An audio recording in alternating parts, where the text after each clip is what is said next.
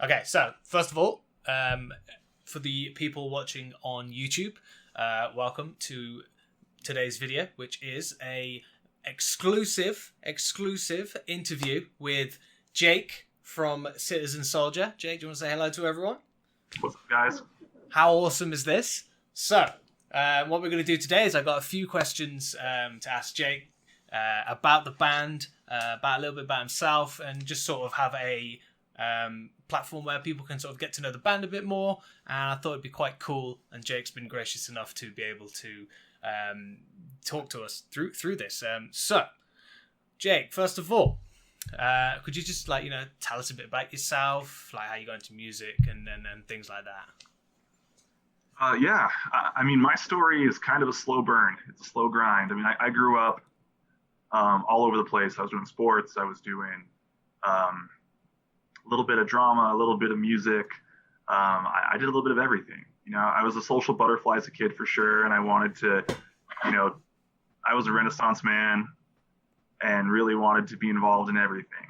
So it took a while for me to kind of really fall in love with music and really, be set on fire enough to really be willing to commit to what it entails, because it is a lot. It requires a lot to do it at a certain level. So grew up, I think the first experience that really stands out to me as far as the music piece is I was in a car in junior high school, or was it middle school? Doesn't matter. But and a friend of mine put on, it was back when we actually still listened to CDs.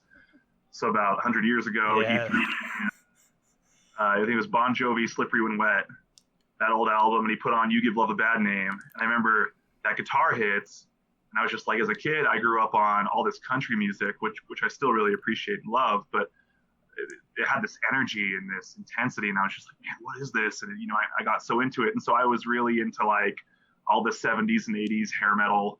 Yeah. Or in high school, I played a lot of guitar. I was learning how to play Bon Jovi and Whitesnake and Journey and Black Sabbath and Iron Maiden, and I wanted to, play all these metal songs on the guitar, and I bought my little Epiphone Les Paul, and so, I think the moment I really learned I really wanted to play guitar and be a guitar player, which I'm not by any stretch of the imagination because I focus so much more on the songwriting now, but I heard when I heard Wanted Dead or Alive by Bon Jovi, that was a song that really made me want to learn how to play guitar. And that's a song that when we play the bars, I'll always whip out that song, and that's a fun one to play. But it was when I started getting into, because for a long time I was such a snob and I would really hate on some of the newer rock bands. I'd say, no, it's all about the old stuff. And I was kind of like that, I had that okay boomer mentality of, it's not cool unless it came out in 1980. But I heard a song called 45 by a band called Shinedown that really, and it's really hard. It's easy to really look at a lot of that music that's kind of darker in theme and lyric and kind of raises eyebrows, and it's easy to kind of dismiss it until you've been through, something that helps you relate to it or kind of connect with it. And I think I was starting to finally experience some of those emotions towards the end of high school. And I heard that song, and I remember just like, I couldn't get enough of it, and hearing that song was when I knew I wanted to be a songwriter. I stopped focusing so much on riffs and solos and those sorts of things, and kind of shifted focus to, really just wanting to create something that kind of captures this moment in a bottle, this emotion, this experience, and you get to go back and just open it and kind of, relive it and refeel it over and over again. And I would sit, I'm actually here in the house that I grew up in right now, and I remember sitting in this closet in my room, and I was that cliche kid sitting in his closet listening to songs. But I remember I would turn the lights off and put my earbuds in and listen to some of these songs and just completely dissolve into the music, just completely let it overtake me. Yeah. And the idea that I could create something that could do that for somebody else was what, really started the fire. And, from there, it just was a lot of trial and error and being too afraid to share something I'd written, sharing something and feeling rejected or feeling overlooked or feeling minimized. I mean, it was a long process, and there were a lot of times that I thought I was done and that I'd given up. But I'm glad I didn't. That's awesome. That's when in regards to sort of how you first started finding out about it, like with the Bon Jovi thing, that resonated with me because my dad, Bon Jovi is his favorite band. And the Slippery When Wet album is the first sort of rock music that I ever listened to as well. So I was like, the same song, You Give Love a Bad Name. I was like, yes, absolute banger. That's really interesting because I've always grown up thinking about, it'd be really cool to be in a band. Going through that sort of having some friends that do it, stop doing it. And it's just always interesting to sort of see the mindset and sort of the journey that people go through to sort of get where they are. The fact that you've gone into songwriting because you want to sort of express yourself and share that more, I think is really awesome because I was the same when it came to sort of listening to music. It was more letting the music take you away rather than just sort of banging your head around and just sort of having a great time, but it's actually living the music, which I think actually comes through with the Citizen Soldier music, which is one of the main reasons why I like it, is because it's not just a song that you listen to, it's something that you listen to and actually live. So that brings me on to the next question of sort of the band Citizen Soldier. Sort of when did you guys meet? How did that get started? And sort of tell us a bit about the story and origins of that. It was a grind, man. People, I'll go live on Instagram or TikTok, and people be like, "When was the moment when this or that or whatever?" And I was like, "Man, like, it's all so nuanced and so all over the place for me because it took so long. It was so much trial and error. I mean, there were so many peaks and valleys as far as grinding and then kind of falling apart and giving up and then getting back up again and going. I wrote a lot of really bad songs and just got really good at writing really bad songs, and they were just kind of bad, and then they were kind of just okay, and that's kind of the process, and I think the best advice I got growing up and wanting to perform music and wanting to play music was, stop waiting, get yourself out of the echo chamber, get yourself out of this really safe space where you don't hear any tough feedback and your feelings don't get hurt, and, perform it for people, ask for people to listen and give you honest feedback, ask for them to kind of hurt your feelings, like what sucks about this song? What do you not like about it? And I think that getting myself out of that space by the time things really started coming together and I found people to play music with really saved me, because if I had not had something exciting enough to pull someone in and say, wow, this sounds like, there's something here, this is special, I want to be a part of this, I could still be, trying to figure that piece out. But, when I just, it wasn't like there was a moment where I was like, I'm going to start a band. It was much more, I, had some experiences with my mental health that I think a lot of our fans know about. Our song Let It Burn speaks to a lot of those experiences and some of those things.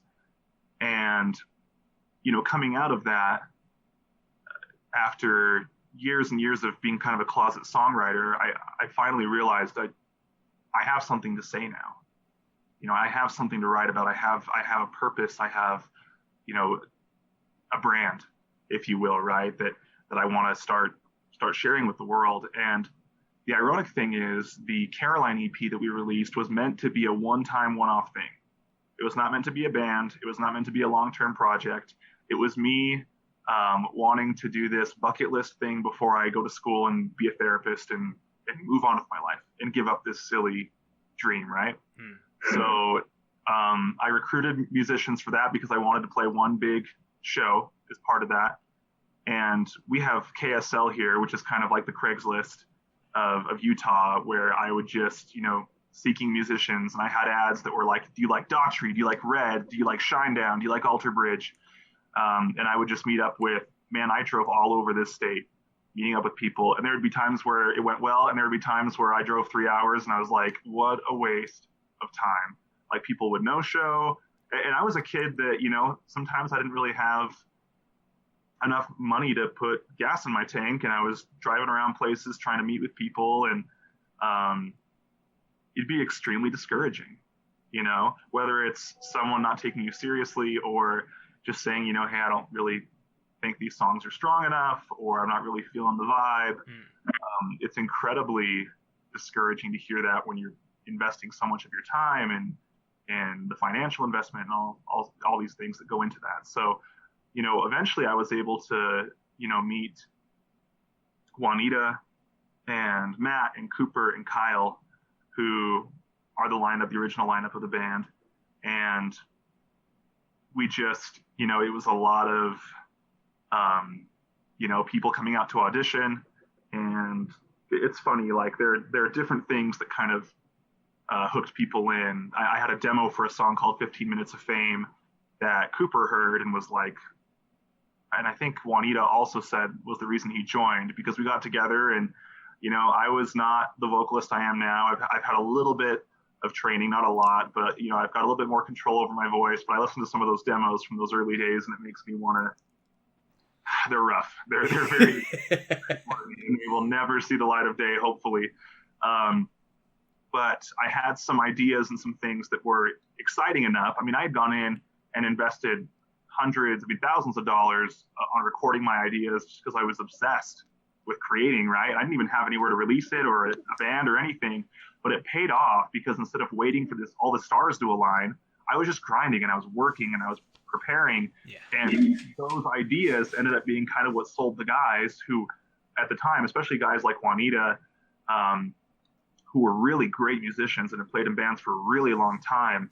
Why should I take a chance on this kid who has no experience and no technique and but they were sold on the vision. So that's kind of the story. Is it was just trial and error for months and months and months of being stood up and turned down and shut down.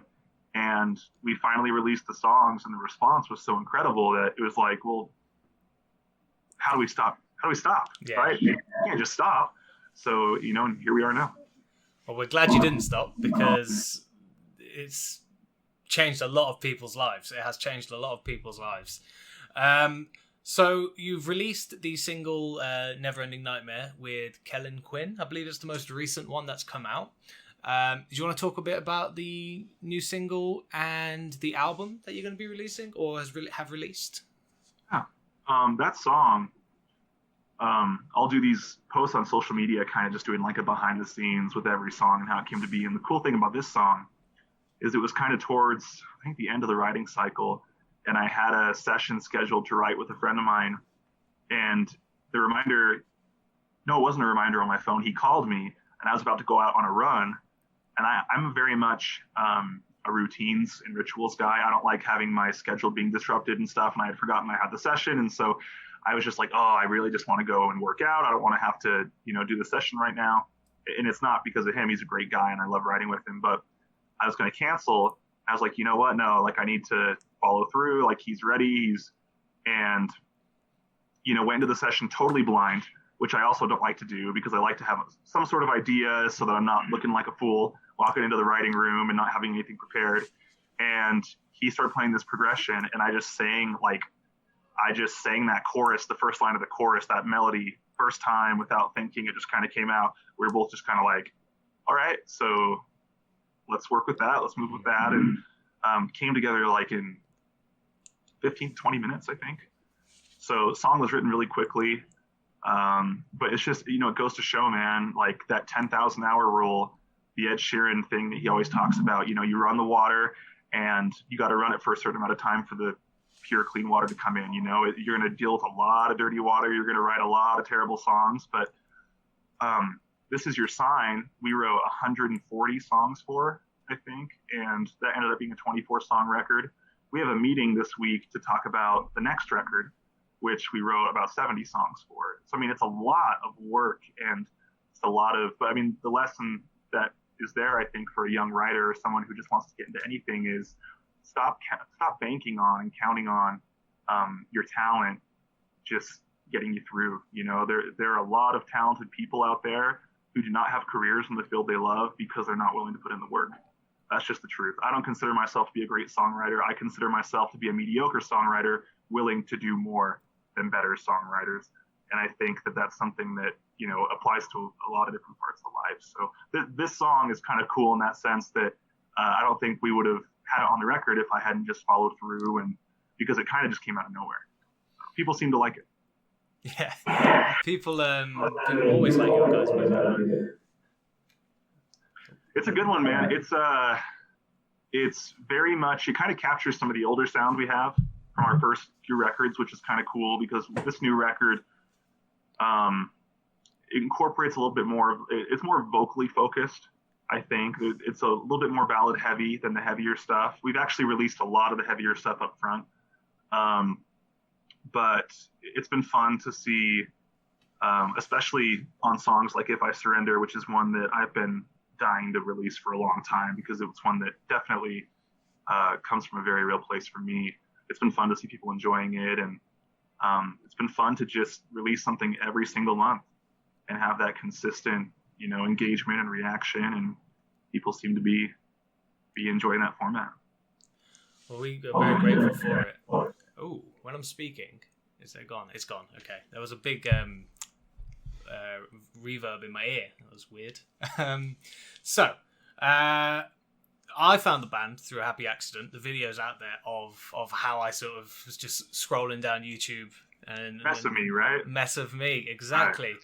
That was almost a year ago now. That was on the 11th of June. So that was in like a few days. It would be exactly a year. And finding it changed my life. So first Mess of Me, and then that was followed by Would Anyone Care, and them songs they hit me so hard out of nowhere. So I just want to say thank you from me for putting them songs out there, because at that point in my life it was a very difficult time. Most people will see it through a video and they'll think, oh, everything's fine, everything's okay, but then once the record button stops, it's the things like your guys' music and songs that actually help continue and help people carry on through. So I just want to say thank you for you guys for doing that. And also, I think I went back and checked it. You guys were on about 60 to like 65,000 subs at the time. I think I checked today and you're on at about 223,000 now. So I just want to say congratulations to you guys as well. In a year, you're absolutely smashing it. So I guess that shows you sort of as well that you're doing the right thing, because just more and more people are coming, listening, having a great time. So I just want to say congratulations for that also. And you've touched on it a little bit. So where do you find the inspiration to sort of write your lyrics? Is it from yourself, or is it something that you share with the band, or like experiences that you've gone through and stuff? Right. Good question. Well, and before I get into that, thank you, man. Like it's overwhelming to have so many people saying such kind things about you, especially considering I'm very bad. Deflection has been a very big coping skill in my life because I've dealt with some traumatic rejection in my life. And so anytime something kind or genuine is said to me, I very much, I'm learning to kind of sit with it and just accept it. I've always just deflected or, well, it's not just me, it's these guys, or, but I really do appreciate that. And just the fact that I get to do something that's so therapeutic for me and helps me develop and grow in healthy ways and be more aware of my experience and develop more positive sense of self is such a blessing and honor. So, anyone who's out there streaming our music, who's, sharing our music, supporting us in any way, I wish I could, sit down with each individual person and really explain to them what that does for me and how grateful I am for that. Because I feel just as in debt to everyone who does that for us. As far as the lyrics go, I kind of have, I think I watched an interview with Marilyn Manson where he kind of talked about how he's kind of a reporter, where he kind of observes things in society or in the lives of others and kind of reports back on those things through his music. And I think that's a part of it. I think there's kind of like three funnels that the songwriting kind of takes inspiration from. And I would say one is just personal experience. So you have the songs that are very much, I'm sitting down and I'm writing about an experience in my personal life or something that I've been through.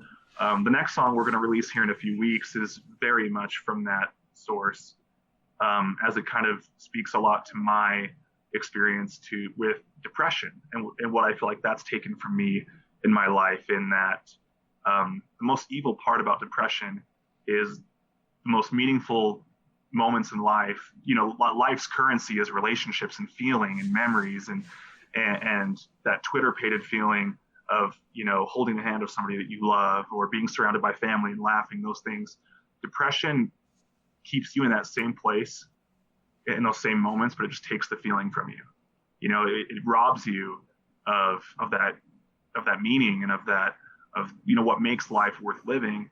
And so, for example, that's one experience that that's been very challenging for me, is, finding a way to maneuver that in my life. That's what the next song is going to speak to at the end of July. But a couple other sources that definitely influenced me lyrically would be my professional career.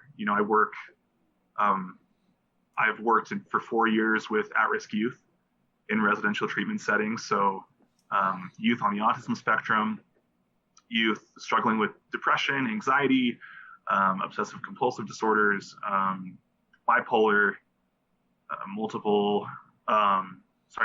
borderline personality disorder, some of these different things.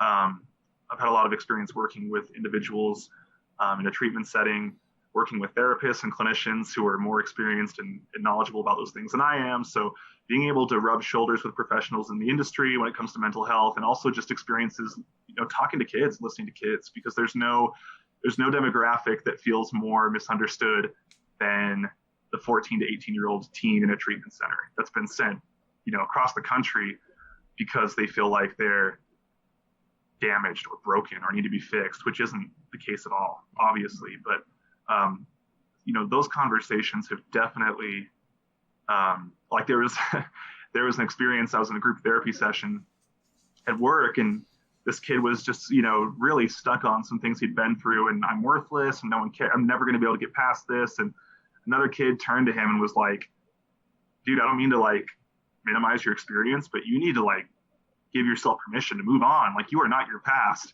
And he said that, and I was like, oh my gosh. I had to get my notepad out, and I wrote that down. I was like, that's a hook. Yeah. You gotta write it down. There's a song on so a lot of these experiences and things that come up, they're just so intertwined with these different aspects of my life. I mean, If I Surrender, that little acoustic guitar part at the beginning, I was walking around the home with the kids playing that for months.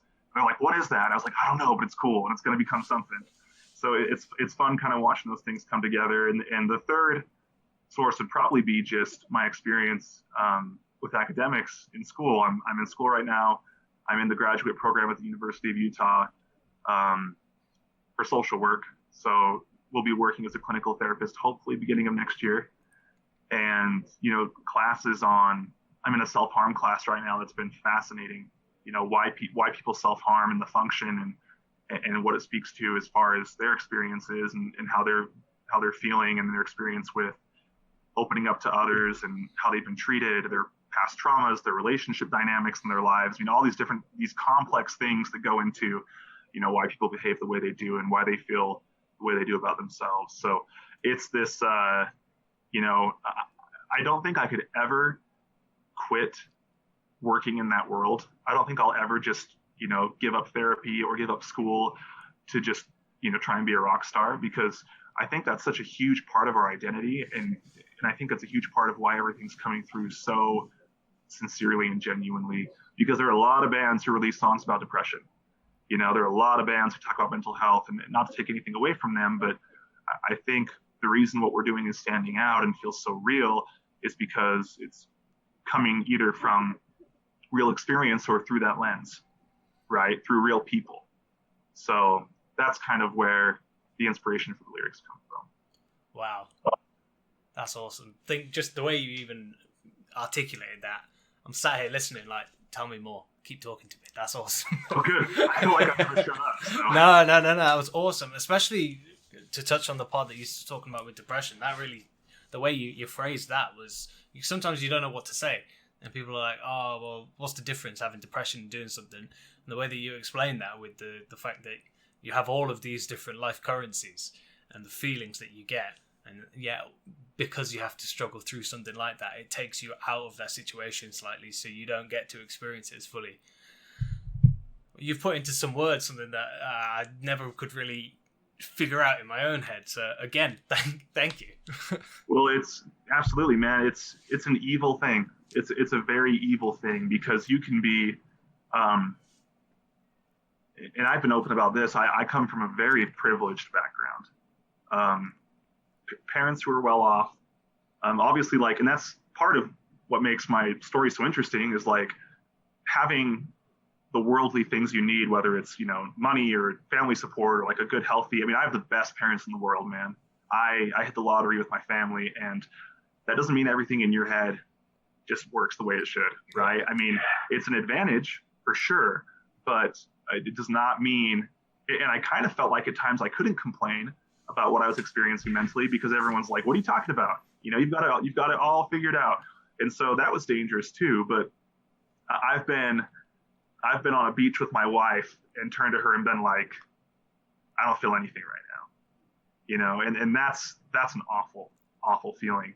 But I've learned more about mindfulness and being present, and really focusing on the little wins and the little moments where you do feel something, and just absorbing that and being so grateful for that, and not validating how difficult that is, but also not giving so much attention to what's going wrong that kind of becomes a snowball going down the hill. You know what I mean? So it's tough, but I definitely think that this next song, not sure how it's gonna go. Our bassist Juanita told me, he's bought all the stock.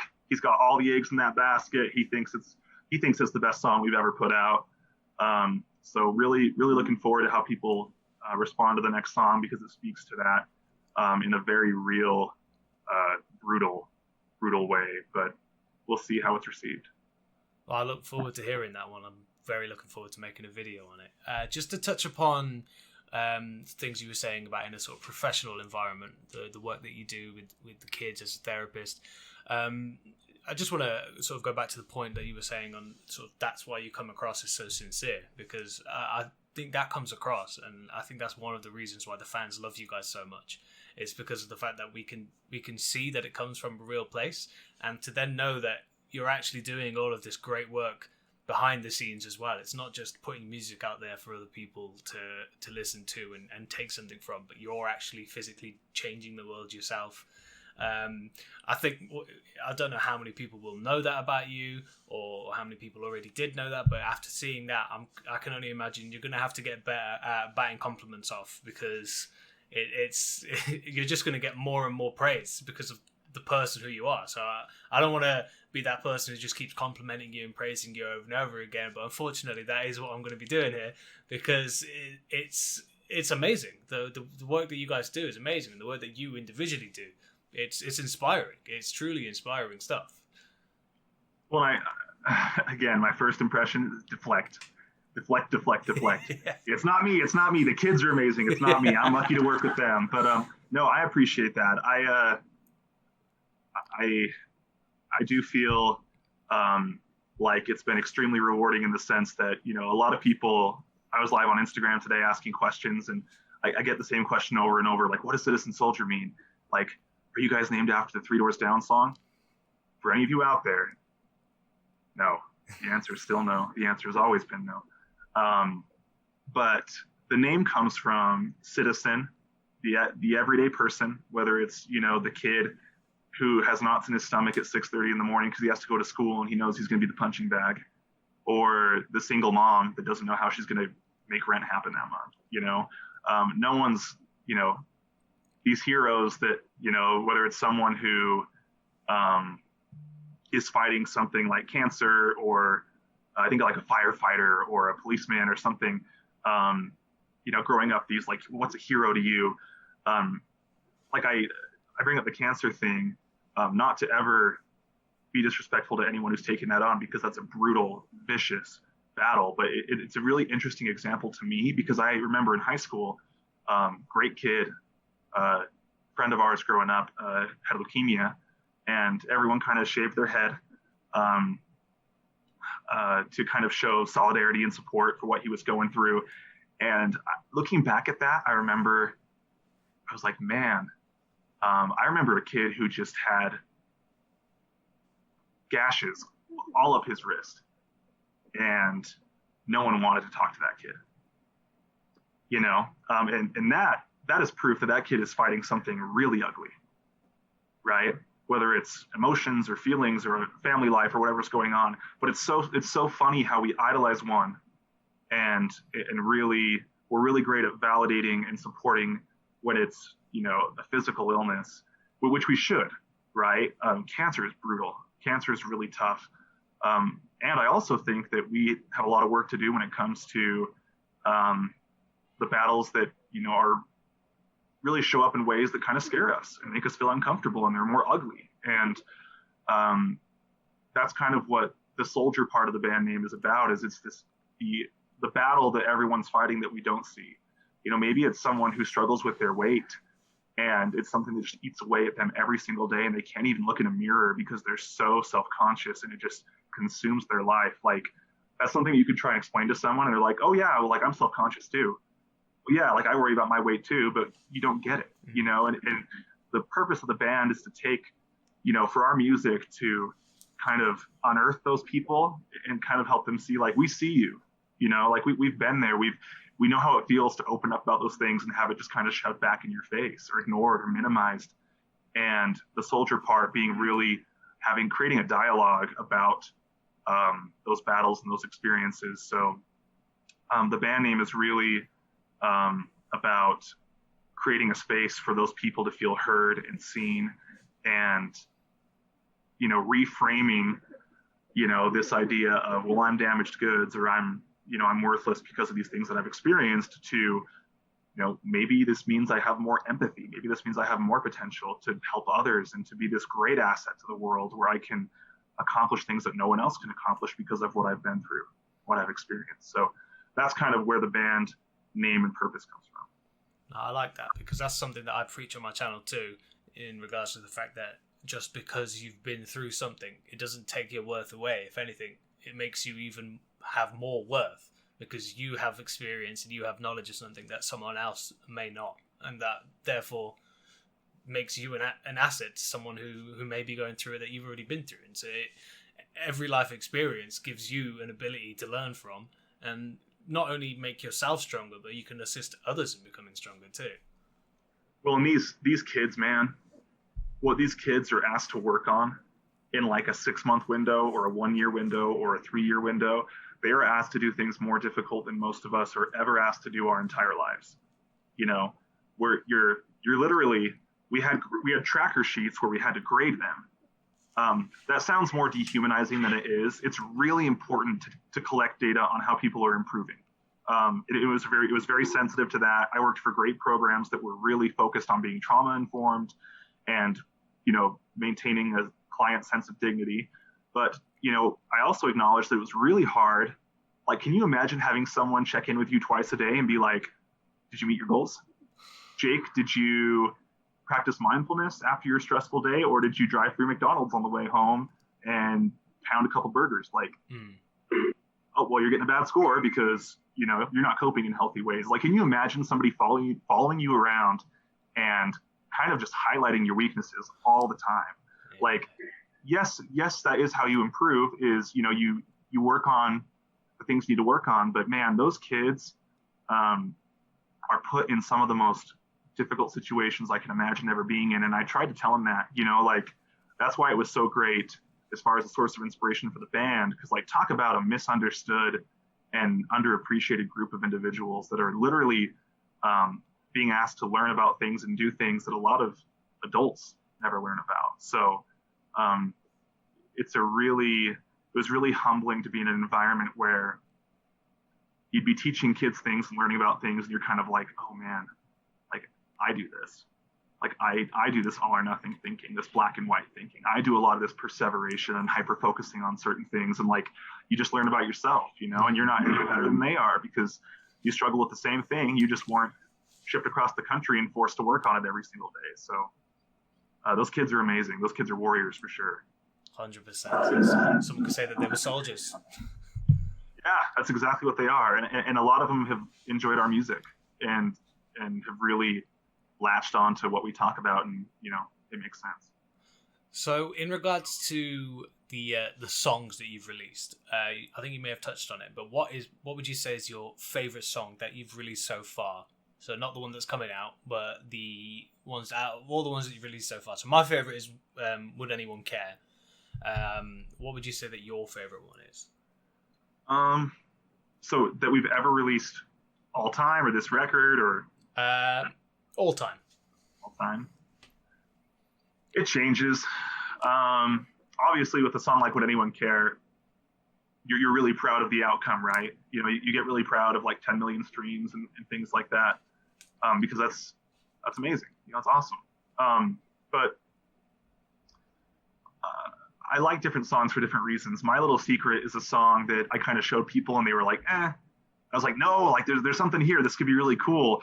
Especially like, I really love the kind of mixing things up and throwing a little bit of like a hip hop-esque verse, melodic cadence, kind of, that the way the My Little Secret verse comes in. You come from like a really heavy riff to this kind of like groovy verse, and it's like groovy and upbeat, but the lyrics are so dark. Yeah. And it's just kind of this like blending of moods and emotions that kind of makes it a really unique track. And the chorus hits, and it's this very like radio rock kind of chorus. So that's a song I really, really love because it speaks to my experience with PTSD and trauma, which is something that's been really, really hard on me and some of my relationships.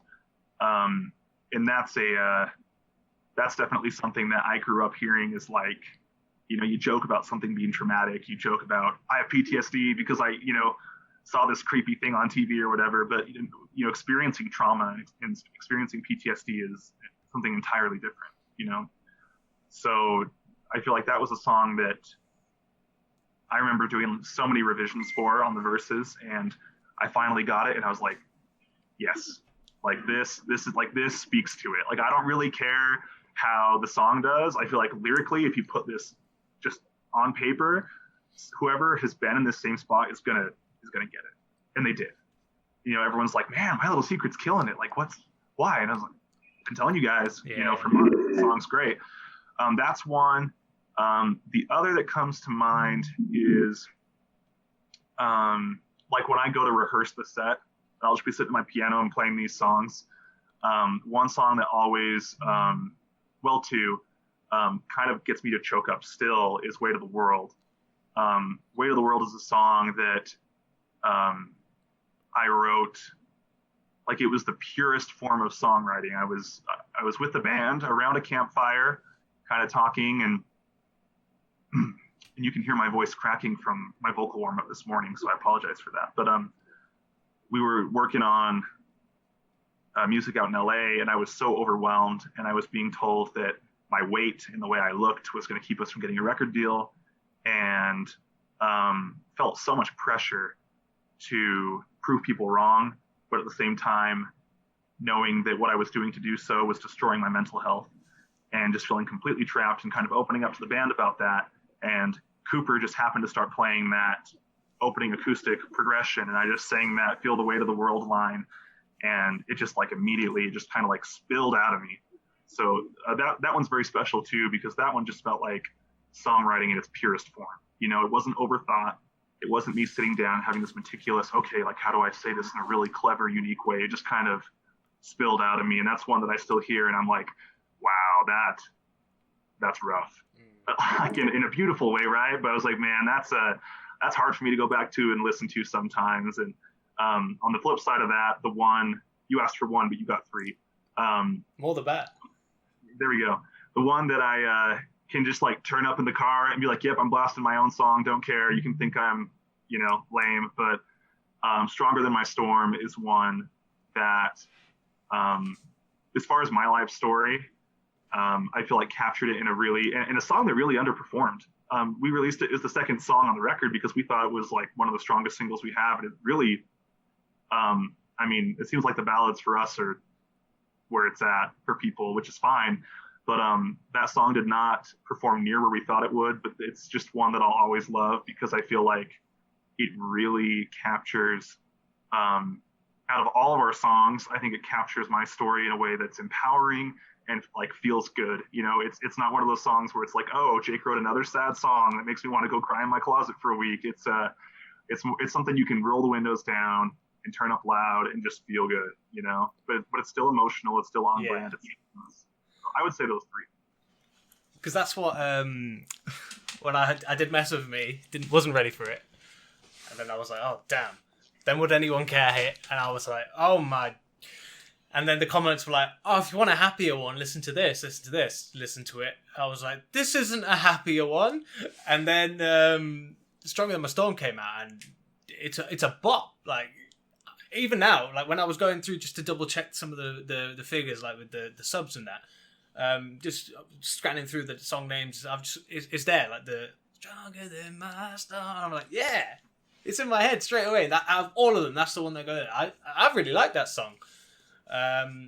So it does suck that it didn't perform, but you should definitely, the ballads obviously they're gonna hit probably all the time, Right. But it's got to be you know, offset with some of these good bangers. Like sometimes you just want to turn the music up, not have a cry to yourself, and just you know, rock out.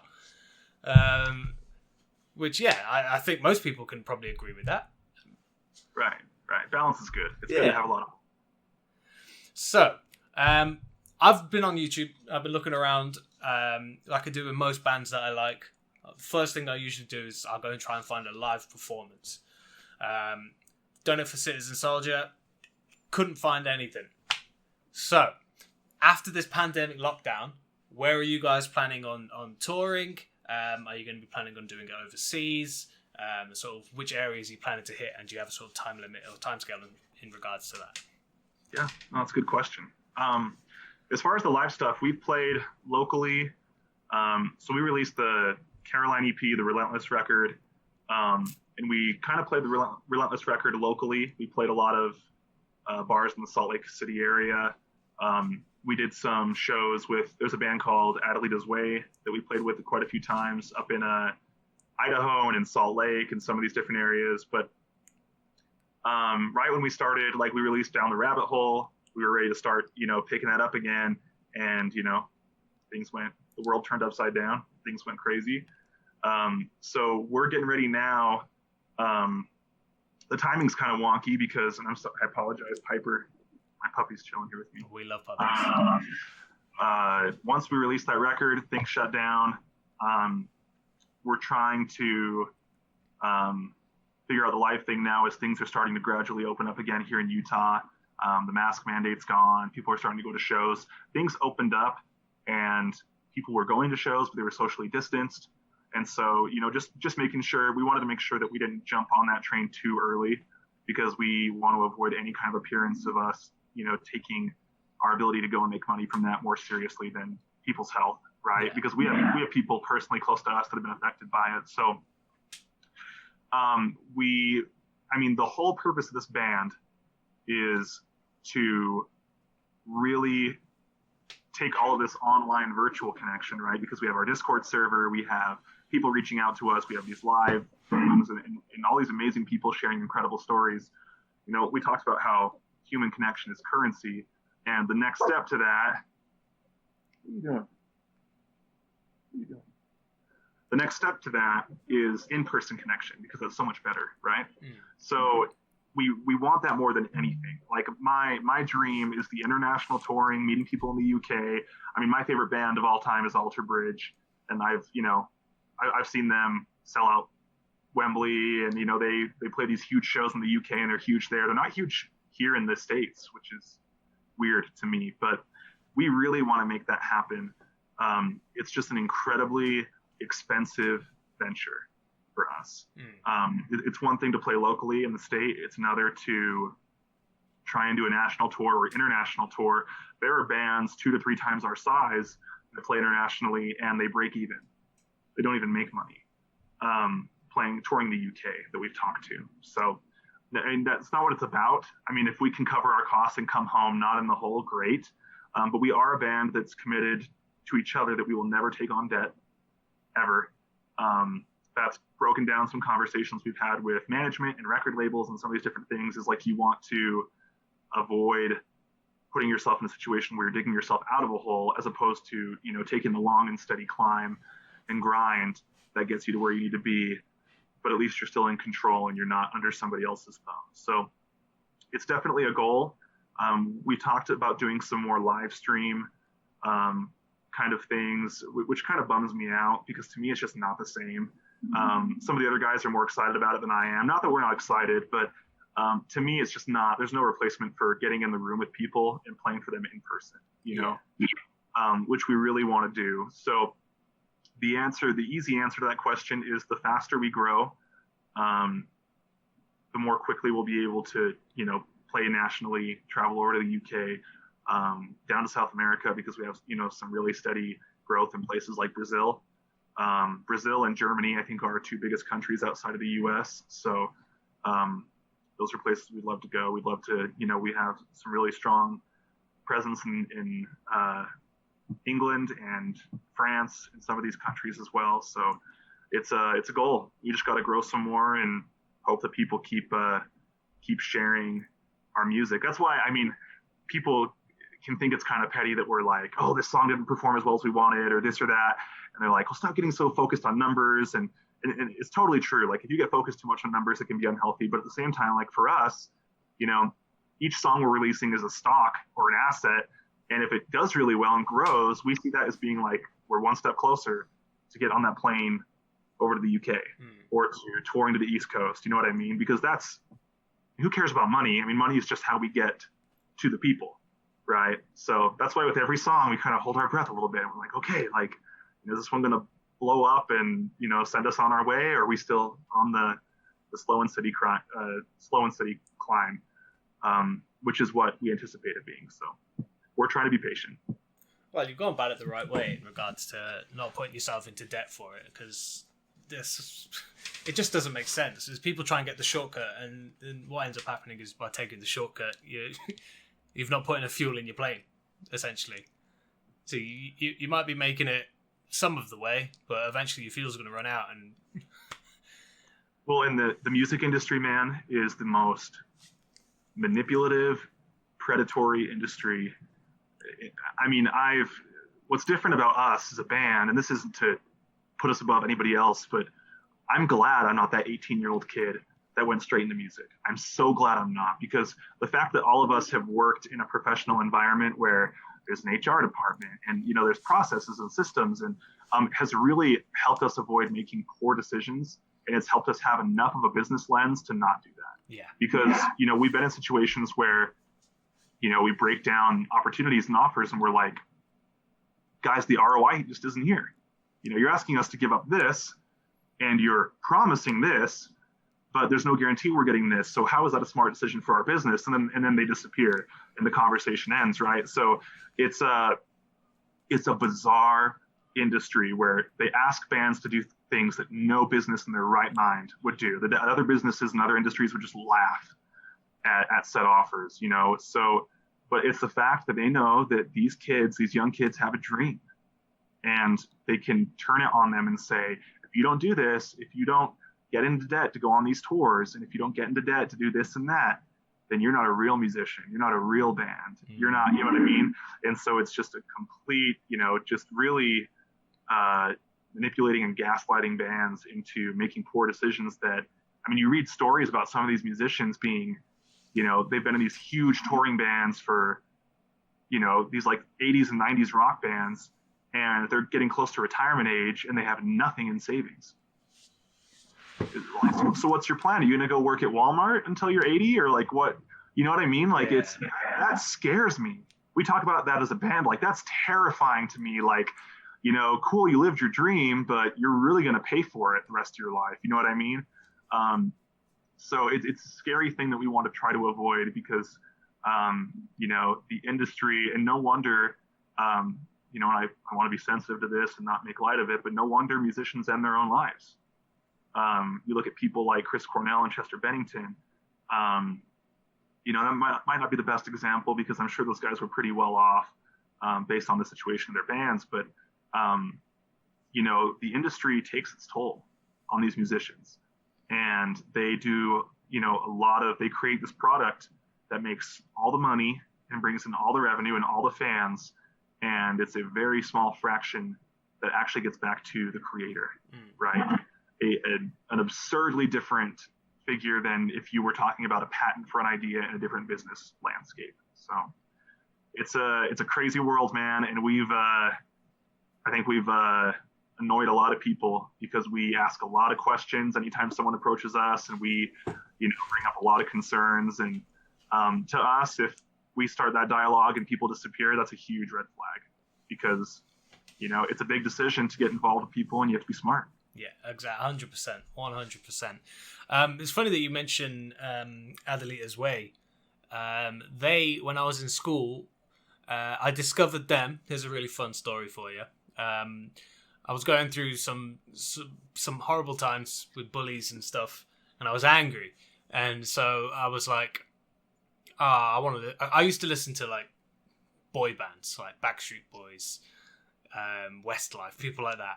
I have a really weird music taste where it's been from like rap, R&B, country, rock, pop, the whole spectrum. But it really started with Adelita's Way that brought the whole proper rock trend. And I googled songs to listen to when you're angry, and I was there like, oh yeah, I'm gonna listen to this, and it had Sick, Adelita's Way, Sick. Yeah. It's a good one. And I was like, oh, this is awesome. And so I started listening to that, and they're still now, I think, like the only rock band that, I don't know why, they follow me on Twitter. I've followed them for years now. So when you said that, I was like, that's a nice full circle. Yeah, it's a great song. That Sick is a great running song. I love running to that song. Yeah. Okay.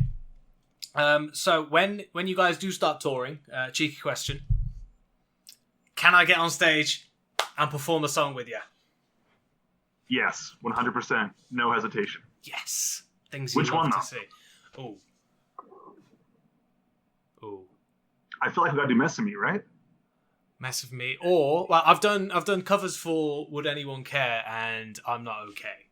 And they've been received quite well. So, one of them two. Okay. Yeah, your call, your choice. Decent. We'll make it happen. I'm excited. Let's make the whole audience cry. With the song or my voice, you know, whichever one. We'll play it at the very end of the night so everyone can just be having a great time, and then we'll just send everybody home super depressed. I love it. That'll be beautiful. Guys, come join us in our sadness. Misery loves company, right? Exactly. So, I'll round it off by saying thank you so much for all of the work that you guys have done, for keeping me strong over the past year. And a lot of your fans, a lot of our fans are like intertwined. So do you have any parting words for any of them who have managed to sit through this video? We appreciate you. And sort of any parting words for them, anything you want to say to the fans, to the audience, and then we can wrap up there. Man, a lot of pressure. Take your time. No, man, to anyone, it's crazy to me how long we've been going for. It's an hour, more than an hour. About an hour almost. Just under an hour, yeah. Yeah, the idea that there's some kid out there that's listened to the whole thing because they're interested in, you know, your channel or my music or whatever is just so incredibly humbling. You know, that's such an investment of time, especially in this day and age. You know, time is at such a premium. We're in the TikTok age where it used to be 15 minutes of fame. Now it's 15 seconds of fame, right? So, you know, to anyone who's watching, who's given that time to us through listening to our music, sharing our music, supporting us, that makes it may feel insignificant, but to me, the effect it has on me to be able to do this, you know, write and release music and have this be such a huge part of my life is so incredibly therapeutic for me and helpful for me. And allows me to improve myself and be a better person for my wife and for my family. And I hope you don't minimize or misunderstand the impact that has on me and how appreciative I am. The relationship I have with our fans and listeners and friends is very much, it feels very equal and it feels very mutual. You know, what I'm offering may seem super special to them and incredible through the songs, but you know, when I look at how often people are listening and them sharing what it means to them and those things, it feels very reciprocated, and I'm very grateful for that. So whatever you're going through out there, if you don't have a great support system and you're feeling like you're being misunderstood or that your experience is being minimized or taken for granted, come join our Discord channel. You know, there's no replacement for therapy. I would always say therapy is the best option you have, going and talking to a licensed mental health professional. But if you just need someone to talk to who's not going to judge you and just let you speak and really hear you, come join our Discord channel. Go to our TikTok or our Instagram, and you know, link in bio. We have all of our links listed in our link tree, and there's our Discord link. Come talk on our event channel. He'll have the link as well, and you know, come be a part of our family, because this is more than just a band to us. You know, this is creating a support system in a place for people, a home for people who feel like they don't have one right now. So if you're feeling that way and you feel like you'd benefit from something like that, come on over. Amen. Thank you very much. Right, guys, that has been Jake from Citizen Soldier. Jake, thank you very much for being a part of this and actually doing this interview with me. It's been amazing on my part to have someone from, as I said, a band that I respect and look up to so much, to actually be part of my channel. So thank you very much. If people leave some comments down below, maybe we'll get round to them. You know, we'll see what you want to say, any questions, etc. Maybe another time we might get something going. But if not, I'll definitely be looking through them. These guys are always in the, like, that's what I will say about you, Citizen Soldier, and your guys' channel, is your media presence is unrivaled. Like the comments that you leave, the videos that you check out, it just adds to that whole sense of family. And so, what more can I say? You guys are awesome. This was awesome. Thank you very much. Appreciate you, man. Be well. Thank you very much, guys. Right, make sure you leave a like on the video. Go subscribe over to Citizen Soldier, and I will see you guys all in the next video.